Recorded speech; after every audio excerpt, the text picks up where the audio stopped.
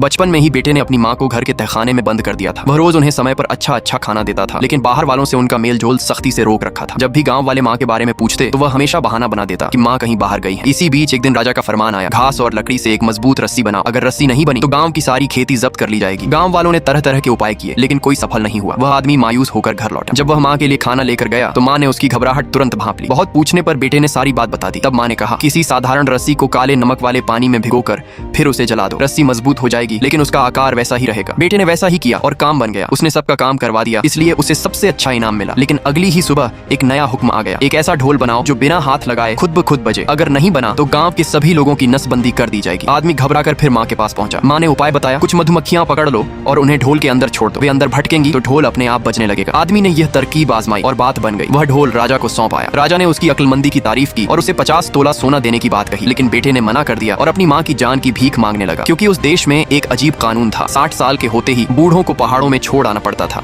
ताकि वे वहीं मौत का इंतजार करें। बेटा मन से टूट चुका था, लेकिन कानून टाल नहीं सकता था, इसलिए वह अपनी 60 साल की माँ को पीठ पर लादकर जंगल के रास्ते अंतिम पर्वत की ओर चल पड़ा। रास्ते भर दोनों उदास रहे। चलते चलते माँ रास्ते के किनारे छोटी छोटी टहनियां तोड़ती जा रही थी ताकि बेटा लौटते समय रास्ता न भटके। यह देखकर बेटा हैरान रह गया। जिस माँ को वह छोड़ने जा रहा था वही माँ अब भी उसकी चिंता कर रही थी। उसकी आंखें आंसुओं से भर आईं, लेकिन वह कुछ कर नहीं पा रहा था। आखिरकार वे अंतिम पर्वत की चोटी पर पहुंच गए। माँ नहीं चाहती थी कि वह बेटे पर बोझ बने और बेटे का मन उन्हें छोड़ने को तैयार नहीं था। माँ ने उसे वापस जाने को कहा और खुद घास पर बैठ गई। बेटा भारी मन से लौटने लगा। तभी वह ठोकर खाकर गिर पड़ा और थोड़ी ही देर में बर्फ गिरने लगी। उसने सोचा, इतनी ठंड में माँ कैसे जिंदा रहेंगी। वह तुरंत उठा और माँ के पास दौड़ पड़ा। वहाँ माँ ठंडी घास पर बैठी बेटे की सलामती के लिए दुआ कर रही थी। बेटे ने उन्हें उठाया और वापस घर ले आया। कानून के कारण माँ सामने नहीं आ सकती थी, लेकिन बेटे ने ठान लिया कि वह उन्हें हर हाल में सुख देगा। आखिरकार वह राजा के पास गया और सारा सच बता दिया। तब राजा ने उस पुरानी और क्रूर परंपरा को खत्म करने का हुक्म दे दिया जो हजारों साल से चली आ रही थी। बुजुर्ग बोझ नहीं, सबसे बड़ी सीख होते हैं।